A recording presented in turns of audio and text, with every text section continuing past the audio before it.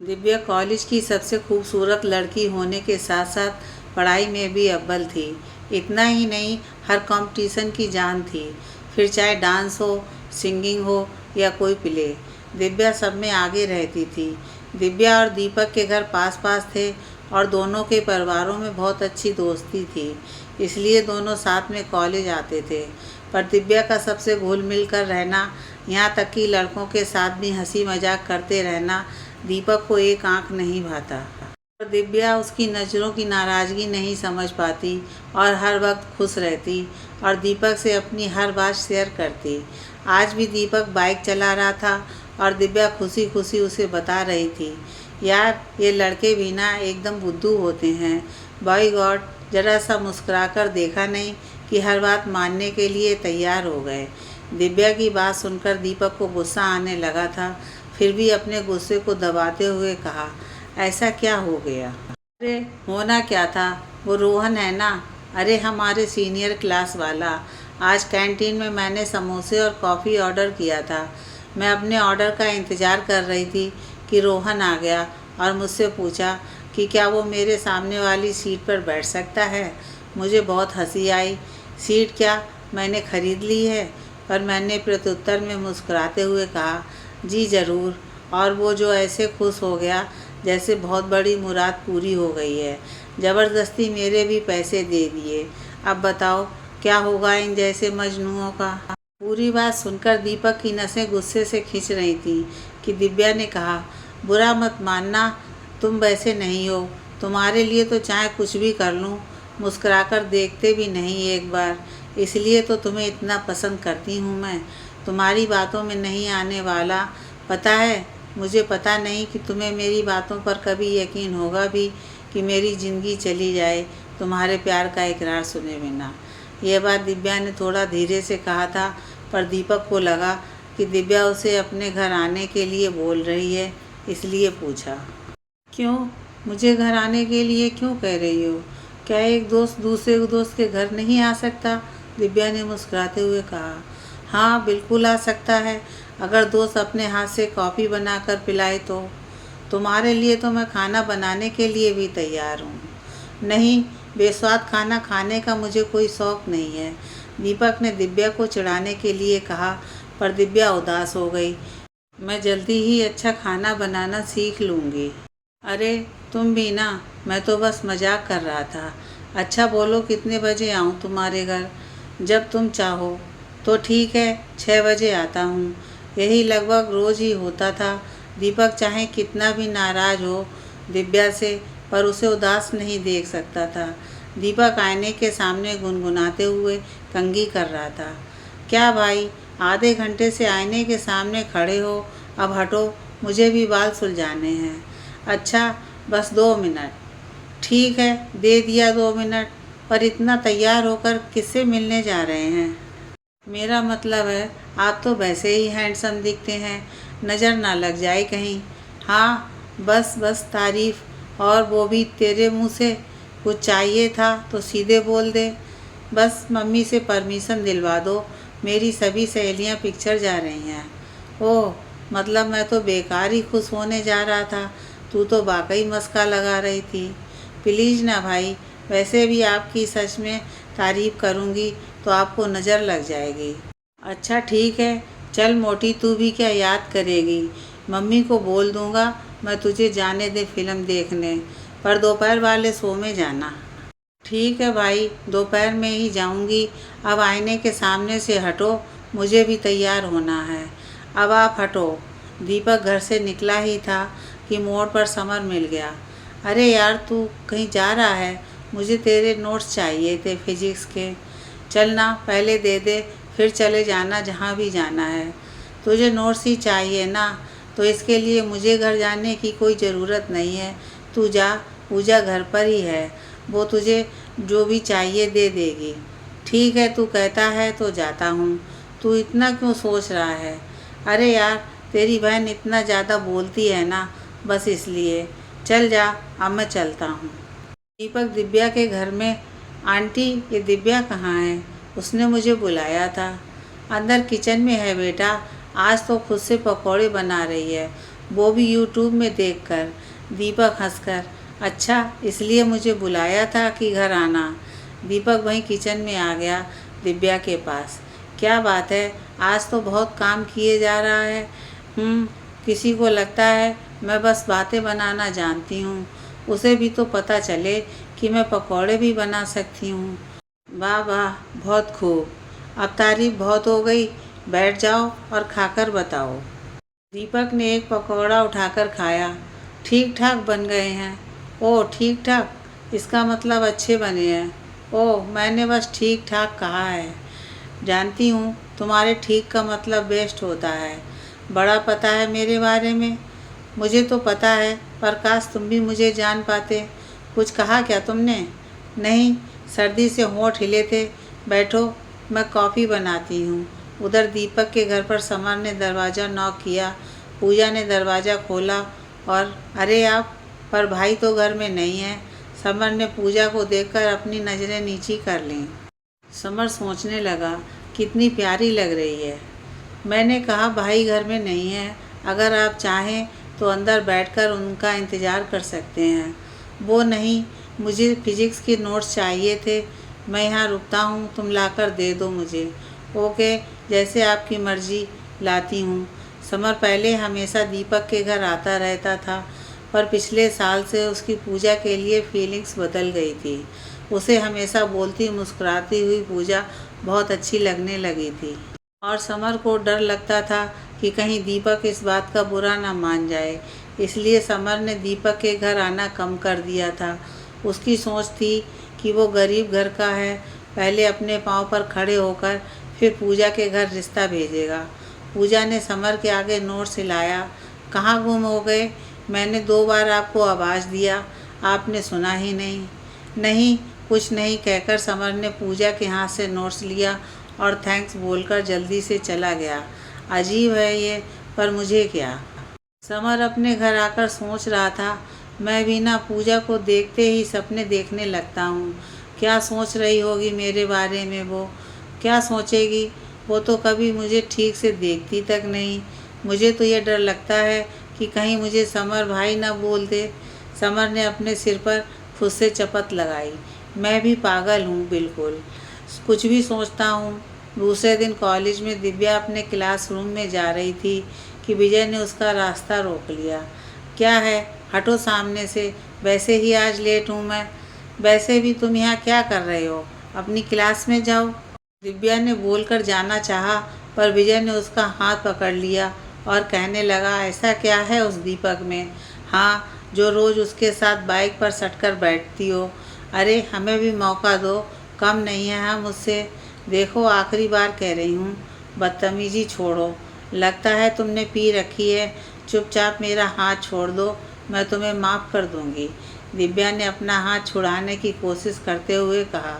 तभी वहाँ पर बहुत सारे स्टूडेंट्स आ गए, जिनमें समर भी था। उसने आगे बढ़कर विजय को समझाना चाहा कि विजय ने बदतमीजी की हद पार कर दी और दिव्या को अपने करीब करने की कोशिश करने लगा।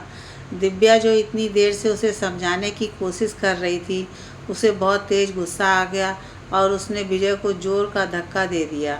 विजय चारों खाने चित गिर गया।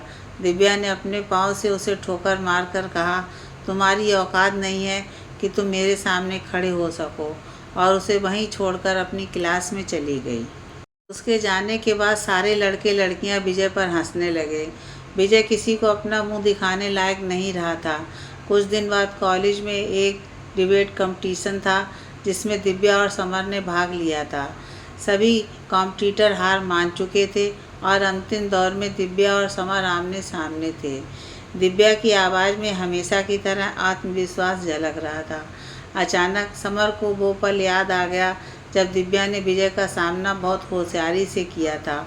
वो उन्हीं सोचों में गुम था और दिव्या के सामने कमज़ोर पड़ गया। दिव्या ने कंपटीशन जीत लिया और समर को सेकंड प्राइज़ मिला।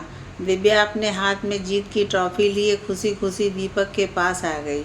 यार दीपक, कैसा दोस्त है तुम्हारा? मेरे सामने थोड़ी देर भी टिक नहीं सका। बातें तो बड़ी बड़ी कर रहा था। और ये कहकर दिव्या अपनी दोस्तों के पास चली गई और सबके साथ सेल्फी क्लिक करने में व्यस्त हो गई। उसके जाने के बाद दीपक ने समर को आड़े हाथों लिया। तू तो कितना अच्छा बोल रहा था, फिर दिव्या के सामने आने के बाद तेरी बोलती क्यों बंद हो गई? सच बता, कहीं तू भी तो उसके जादू में नहीं आ गया? बस कर यार, तुझे कुछ कहना है तो मुझे बोल, पर मुझ पर ऐसी तोहमत मत लगा। मेरे लिए वो मेरी बहन जैसी है। सॉरी यार, अब कभी ऐसी बातें नहीं करूँगा। पर तूने कितनी तैयारी की थी, बस इसलिए? तू कभी कभी बड़ा अजीब बिहेव करता है दीपक। दिव्या भी तो तेरी दोस्त है और तुम दोनों साथ आते जाते हो, पर तुम कभी उसकी कामयाबी से खुश नहीं होते। ऐसा क्यों है यार? ऐसा कुछ नहीं है, पर वो हमेशा जीत कर शो ऑफ करती है, बस इसीलिए मुझे अच्छा नहीं लगता है। ओहो, मैं लीगो। पर यार, तूने कभी ध्यान नहीं दिया, वो तुझसे प्यार करती है। उसकी आंखों में साफ दिखाई देता है। अच्छा, तू बड़ा समझता है आंखों की भाषा। आंखों में प्यार दिखाई देता है। चल कैंटीन चलते हैं। कॉलेज से लौटते वक्त, दीपक तुम्हें खुशी नहीं हुई मेरे जीतने से? दिव्या ने पूछा। तुम्हें ऐसा क्यों लगा?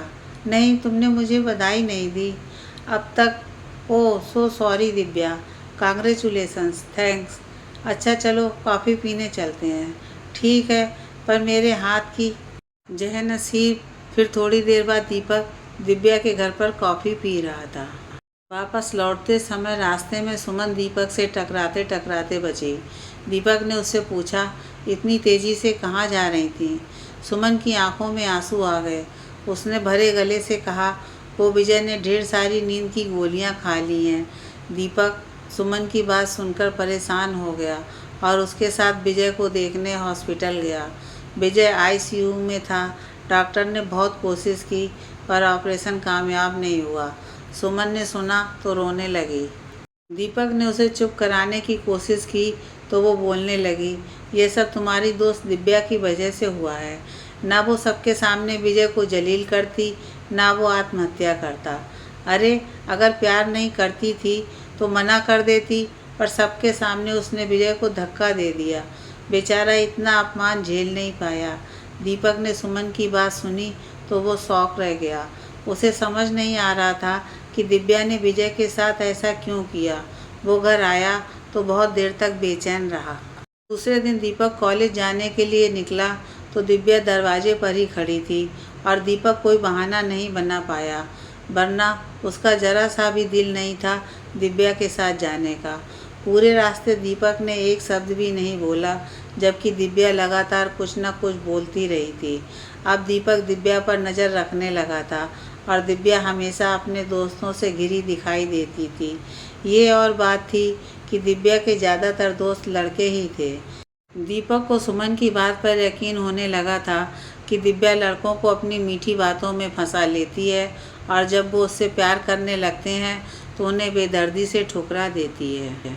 हुआ यूँ था कि दिव्या का एक दोस्त शेखर किसी लड़की से प्यार करता था और उसे अपने प्यार का इजहार करने में झिझक हो रही थी और दिव्या शेखर को अपने सामने बोलकर दिखाने को कह रही थी ताकि उसकी झिझक दूर हो जाए। और जब शेखर दिव्या के सामने प्रपोज कर रहा था तो उसी समय दीपक ने देखा और दिव्या के लिए उसके मन में गलतफहमी की खाई और भी अधिक गहरी हो गई। उसे तो दिव्या से पहले ही शिकायतें थी और आज सुमन की बातों की पूरी तस्दीक हो गई थी। इस घटना ने उसे दिव्या के लिए पूरी तरह बदगुमान कर दिया। अब दीपक अपनी पढ़ाई पूरी होने का इंतज़ार कर रहा था। उसके मन में बहुत कुछ चल रहा था जिसे वो सबसे छुपाकर नासूर बना रहा था। 2 साल बीतने वाले थे और इन 2 सालों में दिव्या की ज़िंदगी थोड़ी अच्छी हो गई थी कि आजकल दीपक उससे प्यार की बातें करने लगा था। दिव्या तो पहले ही दीपक को पसंद करती थी और इतने दिनों वो और भी दीवानी हो गई थी। दीपक का प्यार से देखना भी उसकी खुशी बढ़ा देता था और आजकल तो दीपक उससे बैठकर बातें करता तो कभी कभी पूजा और दिव्या को लेकर घूमने चला जाता। पढ़ाई पूरी होते ही दीपक को अकाउंटेंट की जॉब लग गई और उसने अपने पापा मम्मी को दिव्या से शादी करने की बात बोल दिया। दोनों के परिवार वालों को कोई एतराज़ नहीं था, इसलिए बड़े आराम से 2 प्यार करने वाले शादी के पवित्र बंधन में बंध गए। दिव्या सुहाग सेज पर घूंघट लिए बैठी थी और दीपक के आने की राह देख रही थी। आज ब्यूटी पार्लर वाली ने दिव्या की खूबसूरती में और भी इजाफा कर दिया था। पूजा अभी थोड़ी देर पहले ही दिव्या को देखकर कह रही थी, वाह भाभी, आज तो भैया आपको देखकर दीवाने हो जाएंगे। मेरा मतलब है वो तो पहले से ही आपके दीवाने हैं, पर आज तो उनकी खैर नहीं। और दिव्या ने शर्म से अपनी नज़रें झुका ली थीं। पूजा बोल कर गई थी कि मैं भाई को भेजती हूँ, और इसलिए दिव्या सोच रही थी कि आज दीपक घूंघट उठाएगा तो क्या कहेगा। दीपक शॉपिंग मॉल से बाहर निकल रहा था कि समर से टकरा गया। अरे तू, पूरे 6 महीने बाद तुम्हें देखा है, चलना यार, अंदर चलकर बैठते हैं। नहीं, मुझे अपनी शादी की शॉपिंग करनी है, समर ने दीपक का हाथ छुड़ाकर कहा। क्या तेरी शादी होने वाली है और तू बिना मुझे बताए करने वाला है, और अभी भी मुझसे बात करने को तैयार नहीं? भूल गया कभी हम अच्छे दोस्त थे? हाँ, जैसे कि घर छोड़कर भागने से पहले तूने मुझे बताया था कि कहाँ जा रहा है। मैं नहीं भूला। अरे मैंने तो सारी बातें शेयर की तुझसे, यहाँ तक कि ये भी बता दिया कि प्यार करता हूँ पूजा से। तो क्या तेरी शादी पूजा से हो रही है? प्लीज़, हमारी दोस्ती की कसम, चल ना, बैठकर बातें करते हैं। दीपक ने ज़बरदस्ती समर का हाथ पकड़कर कहा, और फिर दोनों एक कॉफ़ी शॉप में आमने सामने बैठे हुए थे। समर, मुझे सब कुछ जानना है, मम्मी पापा और पूजा के बारे में। सच बता, तेरी शादी पूजा से हो रही है ना? आज तुझे सबकी इतनी चिंता क्यों हो रही है, जबकि तू खुद सबको छोड़कर चला गया था बगैर बताए कि कहाँ जा रहा है। यहाँ तक कि अपना मोबाइल नंबर भी बदल दिया तूने, ताकि हम तुझ तक ना पहुँच सकें। और अब ऐसे दिखा रहा है जैसे कि तूने कुछ किया ही नहीं। हाँ, माना कि गलती की, पर तुम लोगों के साथ नहीं, उसके साथ जिसकी वजह से कितने लोग परेशान थे, और एक तो अपनी जान ही गंवा बैठा। उसके मुकाबले मैंने कुछ गलत नहीं किया, बल्कि इतने दिन तक मैं खुद बेसकून रहा हूँ। तुम्हें लगता है सकून बस तुम्हारा खोया था? अरे तुम्हारे गम में माँ की तबीयत बिगड़ गई थी, पापा भी चुप रहने लगे थे, खाना किसी से के गले से नहीं उतर रहा था, और पूजा सबको संभालने में खुद बीमार होने लगी थी। वो तो तूने सब संभाल लिया है। तू मेरा सच्चा दोस्त है, तूने साबित कर दिया मेरे यार। मैं मानता हूँ मुझे तुमसे सारी बात बतानी चाहिए थी, लेकिन मैं डर गया था कि तू मेरा साथ नहीं देगा। ओह, मतलब तुझे पता है तूने जो किया गलत था? क्या किया मैंने? मेरी वजह से किसी की ज़िंदगी तो नहीं गई?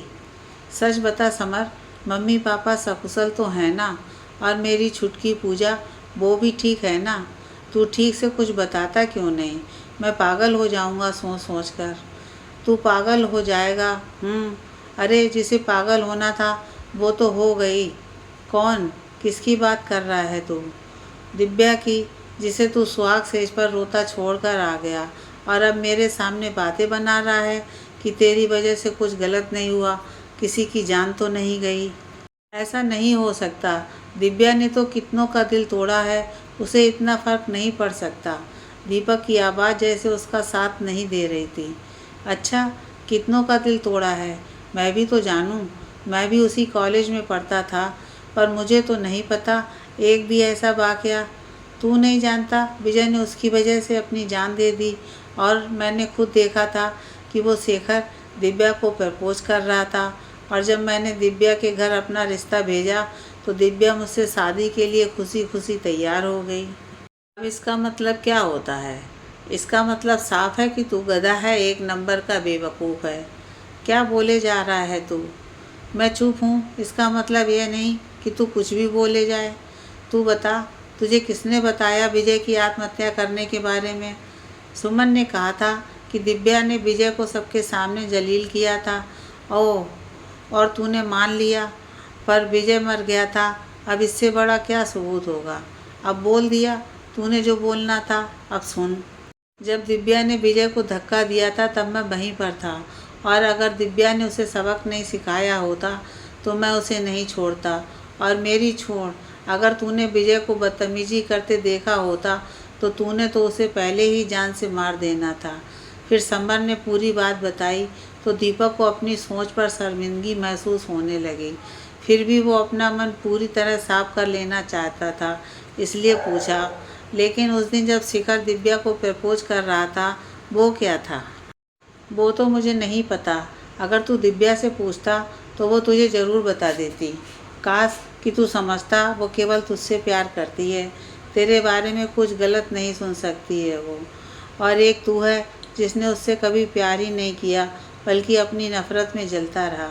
इतनी नफ़रत की कि बगैर उसकी गलती बताए उसे सज़ा सुना दी। बेचारी को अपनी गलती तक नहीं पता। दीपक को अब आत्मग्लानि हो रही थी। उसने समर की ओर देखा और कहा, मैं तेरे साथ घर जाना चाहता हूँ, तू एक दिन रुक सकता है? मैं अपनी छुट्टी लेकर फिर तेरे साथ चलूँगा। तू चाहता है मैं अपनी शादी की रस्मों में मौजूद ना रहूं और मेरी पत्नी दुखी हो? क्या बोल रहा है? मैं ऐसा क्यों चाहूँगा? कल से शादी की रस्में शुरू होने वाली हैं तो मैं नहीं रुक सकता, पर हाँ, घर पहुंचकर तुम्हारे आने की खबर ज़रूर दे दूँगा। तू बस ये बता, तू आएगा हमारी शादी में, मेरी होने वाली पत्नी की खुशी की खातिर? मेरी बहन मुझे अभी भी याद करती है, नाराज़ नहीं है वो मुझसे, पर मम्मी पापा तो मुझसे बहुत नाराज़ होंगे। पता नहीं मुझे घर आने देंगे भी या नहीं। अब तूने गलती की है तो फिर भुगतना भी पड़ेगा। मैं आऊँगा, पर तू पहले से किसी को मत बताना। मैं अपनी होने वाली पत्नी से कोई बात नहीं छुपाता। मेरी बहन बहुत किस्मत वाली है। ठीक है, उसे बोलना उसका भाई ज़रूर आएगा अपनी गलतियाँ सुधारने। दूसरे दिन दीपक ने अपने ऑफिस में छुट्टी के दिन आवेदन दिया और उसी शाम अपने शहर जाने वाली ट्रेन में बैठा था। सीट रिजर्व थी और ट्रेन आगे जाकर थोड़ी खाली भी हो गई थी। दीपक ट्रेन से बाहर पीछे जाते हुए पेड़ की कतारों को देख रहा था। कैसे ट्रेन आगे चलती जा रही थी, इस बात से बेखबर कि कितनी चीज़ें पीछे रह गई हैं। पर ट्रेन तो निर्जीव है, भाव कैसे आएंगे उसमें? पर मैंने क्या किया? सबको छोड़कर आते समय एक बार भी नहीं सोचा अब कैसे सामना करूँगा मैं सबकी निगाहों का, और ख़ासकर दिव्या, क्या वो मुझे माफ़ करेगी? दीपक ने अपनी आंखें बंद कर लीं और सिर को पीछे टिका दिया और यादों में खो गया। उस रात पूजा ने मुझे दिव्या के पास भेजा था। रात के 12 बजे थे। दिव्या मेरे आने की आहट पाकर अपने आप में सिमटने लगी थी और उसके कंगन खनके थे। मैंने दरवाज़ा बंद किया तब दिव्या की धीमी सी आवाज़ आई थी, पता नहीं क्यों दीपक, पर आज मुझे तुमसे शर्म आ रही है, जबकि मैं तो तुम्हें कब से जानती हूँ। और पता है, इतना ज़्यादा तैयार होकर पता नहीं कैसी फीलिंग आ रही है कि तुम क्या कहोगे। मैंने कुछ नहीं बोला तो वो फिर से बोली, तुम्हें भी अजीब लग रहा है, कुछ तो बोलो। और मैंने कहा, बंद करो ये मासूमियत का नाटक। उसने सुना तो वो शौक रह गई थी और मैं ऐसा महसूस कर रहा था कि मैंने आज दिव्या के गुनाहों के लिए उसे सज़ा सुनाई है। मैंने उसे बगैर देखे कहा, तुम्हारी सूरत से नफ़रत है मुझे, तुम्हें देखकर घृणा होती है। उसने नीचे उतरकर मेरे पैर पकड़ लिए और पूछ रही थी कि एक बार मेरी गलती क्या है ये तो बता दो। पर मैंने उसके हाथ अपने पैर से छुड़ाया और बगैर कुछ बोले बाहर निकल गया था। पूरा घर शांत था, सब लोग सोए हुए थे। मैंने अपना बैग उठाया और स्टेशन के लिए निकल गया। ऑफिस में पहले ही ट्रांसफ़र के लिए अप्लाई कर चुका था, जिसके बारे में सभी अनजान थे। ट्रेन में बैठने के बाद मैंने सबसे पहले मोबाइल का सिम चेंज किया था ताकि कोई मुझ तक न पहुंच सके। चाय चाय चाय ले लो चाय की आवाज़ ने मुझे मेरे ख्यालों से बाहर निकाल दिया। ट्रेन एक स्टेशन पर रुकी थी और हॉकर वाले अपने सामान बेच रहे थे। दीपक ने भी एक चाय ली और पीने लगा, पर कुछ तो चाय स्टेशन वाली थी और दीपक अपनी सोचों से परेशान। चाय उससे पी नहीं जा रही थी, इसलिए उठकर बेसिन में डाल दी। अब ट्रेन पहले की तरह खाली नहीं रही थी, इसलिए दीपक अपनी सोचों से बाहर निकल आया और घड़ी पर नज़र डाली, जो बता रही थी कि बस आधे घंटे में दीपक की मंजिल आने वाली है। समीर के घर में शादी की रस्में निभाई जा रही थीं। उसे अभी थोड़ी देर पहले ही हल्दी लगाई गई थी और अब वो फ़ोन पर बात कर रहा था। हेलो पूजा, सब ठीक तो है ना? तुमने मैसेज किया था, बात करनी है। तब मुझे हल्दी लगाई जा रही थी, इसलिए अभी मैंने देखा। दिव्या ठीक है ना? हाँ बाबा, सब ठीक है। मैंने तो ये पूछने के लिए फ़ोन किया था कि तुमने कहा था भाई आने वाले हैं, पर देखो शाम के 4 बजे हैं, अभी तक नहीं आए। तुम फिक्र मत करो, वो शादी से पहले पहुंच जाएगा। तुमने भाई से उनका फ़ोन नंबर लिया था? सॉरी यार, ये तो मुझे याद नहीं रहा। ओह गॉड, तुम्हारा कुछ नहीं हो सकता। समर अपने बालों में उंगलियां फेरने लगा। अब हमेशा की तरह अपने बालों पर जुल्म मत करो। तुम्हें देखे बिना कैसे पता चल जाता है? नस नस पहचानती हूँ मैं तुम्हारी। पूजा बेटा, दिव्या ने खाना खाया? पूजा की मम्मी ने आवाज़ लगाई। सॉरी समर, मैं फ़ोन रखती हूँ, मम्मी मुझे बुला रही हैं। ठीक है, देखो दिव्या खाना खाएगी तभी तो दवाई लेगी। आज भर उसका ख्याल रखना तुम्हारी जिम्मेदारी है। रखती हूँ, बाय बाय। शाम के 7 बजे थे। जयमाला की रस्म चल रही थी। पूजा ने समर के गले में वरमाला पहनाई और फिर समर ने पूजा के गले में वरमाला पहनाई। पूजा की निगाहें रिश्तेदारों की भीड़ में अपने भाई को ढूंढ रही थी। तभी उसकी नज़र खंबे की ओट में खड़े दीपक पर पड़ी और उसकी आंखों में खुशी आंसुओं के रूप में झलक पड़ी। समर ने पूजा को टोका, अभी खुद को संभालो, लोग तुम्हें देख रहे हैं। फिर थोड़ी देर बाद शादी की रस्में हुई और दूल्हा दुल्हन को फेरों के लिए खड़ा किया गया। दीपक ने आकर विधि पूरी की। उसके मम्मी पापा दीपक को अचानक देखकर पहले तो खुश हो गए, फिर उसकी तरफ से नज़रें फेर लें। शादी हो गई थी और पूजा और समर ने सभी बड़ों के पैर छूकर आशीर्वाद लिए। समर दीपक के पास जाने लगा तो पूजा समर का हाथ छुड़ाकर जाने लगी, इसलिए समर को भी उसके पास आना पड़ा। समर उसे समझाने लगा, ऐसे सबके सामने अंदर आना अच्छी बात नहीं है। मम्मी पापा लोगों को क्या जवाब देंगे? मैं क्या करूं समर, मुझे गुस्सा आ गया था। आज भाभी की जो भी हालत है सब भाई की वजह से है। थोड़ी देर बाद विदाई की बेला आ गई और पूजा सबसे मिलकर अपने समर के साथ विदा हो गई। शाम होते होते पूरा घर खाली हो गया था। बस दिव्या के मम्मी पापा और दीपक के मम्मी पापा मौजूद थे और दीपक सबके सामने नज़रें झुकाए खड़ा था। उसकी आंखें आंसुओं से भरी थीं। दिव्या के मम्मी पापा ने उसे माफ़ कर दिया कि शायद मेरी बेटी की किस्मत में दुख लिखे थे और क्या पता दीपक के आने से मेरी बेटी फिर से ठीक हो जाए। दिव्या की मम्मी ने दीपक को गले लगा लिया और बोली, अब हमारी बेटी का ध्यान रखना बेटा। थोड़ी देर रुककर वो चले गए तो दीपक ने अपनी माँ और पिता के पैर पकड़ लिए कि बस एक बार मुझे माफ़ कर दीजिए। माँ और पिता का हृदय अपने बेटे के लिए पसीज गया और उन्होंने भी उसे माफ़ कर दिया। माँ, मैं दिव्या से मिल सकता हूँ? दिव्या तो अभी सो रही है, प्लीज़ माँ, बस एक बार। ठीक है, मैं उसे नहीं जगाऊंगा। ठीक है, चलो। दिव्या अपने कमरे में बिस्तर पर सो रही थी। माँ ने दीपक को खिड़की खोलकर दिखा दिया और वापस बंद करने लगी। माँ, खिड़की मत बंद करिए, कितनी गर्मी है। दिव्या रोशनी में नहीं रहना चाहती।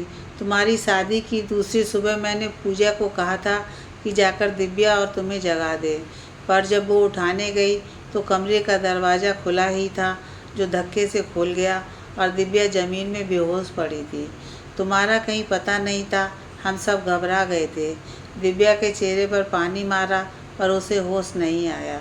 तुम्हारे पापा ने उसे गोद में उठाया और फिर हम सब कार से डॉक्टर के पास गए। 2 दिन बाद दिव्या हॉस्पिटल से घर तो आ गई पर अपने कमरे से बाहर नहीं आती।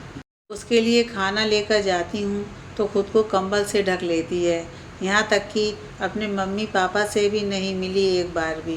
बेचारे इतने पास रहकर भी बेटी को देखने के लिए तरस गए हैं।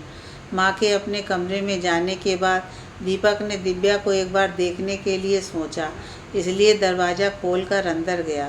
दिव्या बिस्तर पर कंबल ओढ़े हुए थी।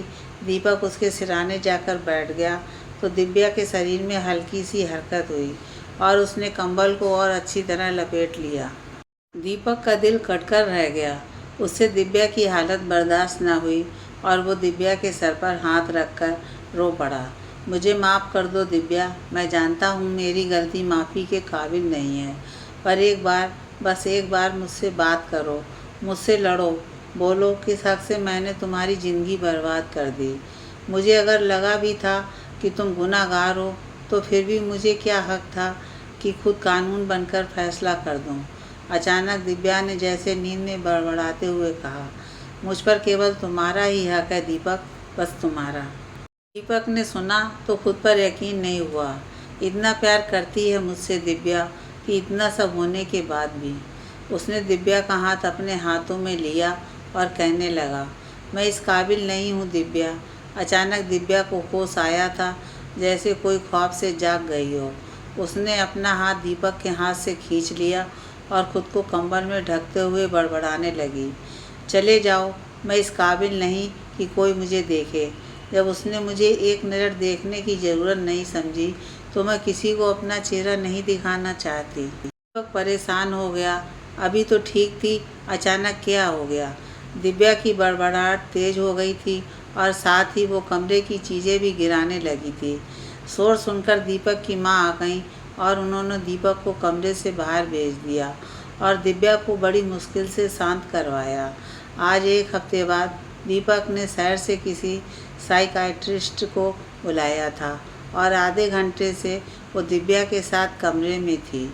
थोड़ी देर तक कमरे से चीज़ें गिरने टूटने की आवाज़ आ रही थी। फिर शायद साइकाइट्रिस्ट निशा ने दिव्या को संभाल लिया था और जब वो एक घंटे बाद कमरे से बाहर आई तो दीपक को उम्मीद थी कि जल्दी ही दिव्या ठीक हो जाएगी, पर उसे ये फील मत होने दीजिए कि वो बीमार है, बल्कि उसे छोटे छोटे काम दीजिए और नॉर्मल बिहेव कीजिए। जैसे कि अगर वो चीज़ें गिराती है तो उसे ही ठीक करने को बोलिए। अगर वो तेज़ आवाज़ में चिल्लाती है तो बजाय उसे अकेला छोड़ने के आप उसके पास रहिए और वक्त पर दवाई दीजिए, वो जल्दी ही ठीक हो जाएगी। जहाँ तक मैंने समझा है उसे वो किसी से नफ़रत नहीं करती। धीरे धीरे दवाइयों ने असर किया और फिर दीपक की परवाह ने। दिव्या अब खुद से अपने काम करती ही थी और आज तो वो किचन में मम्मी जी के साथ खाना भी बनाना सीख रही थी। मम्मी जी ने उसे दीपक को बुलाने भेजा था और वो कमरे के बाहर खड़ी सोच रही थी कि अंदर कैसे जाए, कहीं दीपक इस बात को भी गलत ढंग से न सोच ले। दीपक समझ रहा था कि दिव्या अब ठीक है, पर शायद उसके करीब नहीं आना चाहती, पर अब वो उससे दूर नहीं रहना चाहता था। दिव्या को कमरे से बाहर देखकर दीपक ने उसका हाथ पकड़कर दरवाज़ा बंद कर लिया। दिव्या सर झुकाए खड़ी थी। दीपक अचानक उसके कदमों में बैठ गया और कहने लगा, मैं हार गया हूँ दिव्या, आज पहली बार तुम्हारे सामने इकरार करता हूँ कि मैं भी तुमने प्यार करता हूँ, बहुत पहले से, पर जाने क्यों मुझे अपनी किस्मत पर यकीन नहीं था कि तुम मुझे मिल सकती हो। और जब मैं तुम्हें दूसरे लड़कों के साथ बात करते हुए देखता था तो मेरे दिल में बदगुमानी आती चली गई। तुम चाहो तो मुझे अपना लो, चाहे मेरी तरह ठुकरा दो, मैं तुम्हारे फैसले के साथ हूँ, बगैर कुछ कहे चला जाऊँगा। दीपक, मैंने अपने दिल में प्यार का शहर बसा रखा है जिसके बादशाह तुम हो, और मैं तुम्हारे प्यार की एक नज़र का इंतज़ार करने वाली हूँ। दीपक ने सुना तो उठ गया और दिव्या की आंखों में देखते हुए कहा, प्लीज़ जान, एक बार फिर से कहो, मेरे दिल में तुम हो, बस तुम। दिव्या ने धीरे से दोबारा कहा।